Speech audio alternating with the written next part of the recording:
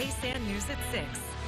Welcome back to KSAN News at 6. We continue our series on Ukrainian refugees and their loved ones this evening. Today, we hear from Max. Max is a member of a rescue team in Mariupol. He gives us insight on what it's like working on the front line during the war while also trying to save his own family. KSAN's Isabel Albrecht has the story.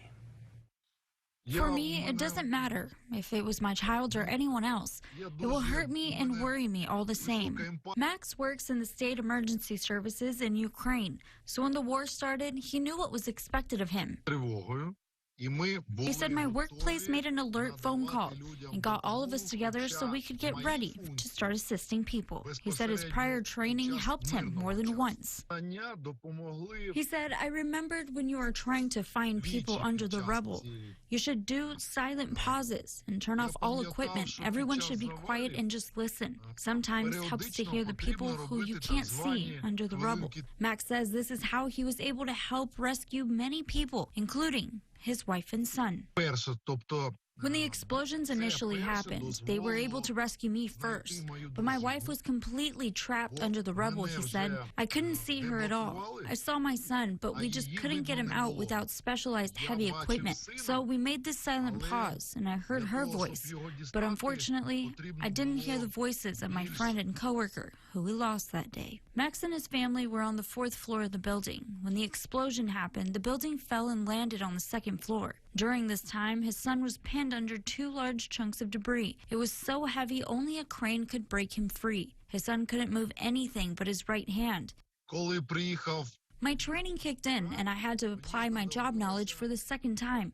He said, as state emergency services, we had a lot of first aid medical training, and I knew how to prepare a victim for transport. Max said some of the guys hopped in a truck and headed for the crane, so he stayed behind and bandaged up his son in hopes that the bleeding would stop. He said not once during all this time did the skies clear up. The shooting continued, he said. We didn't know whether or not the guys made it alive. Since there was no cell reception, you couldn't just communicate. So you just hope that they made it safe. Finally, the crane got to us. They were able to free his son and take him to the hospital. Max said the doctors had to piece his son back together. Max's son is currently in a coma in a hospital here in the United States.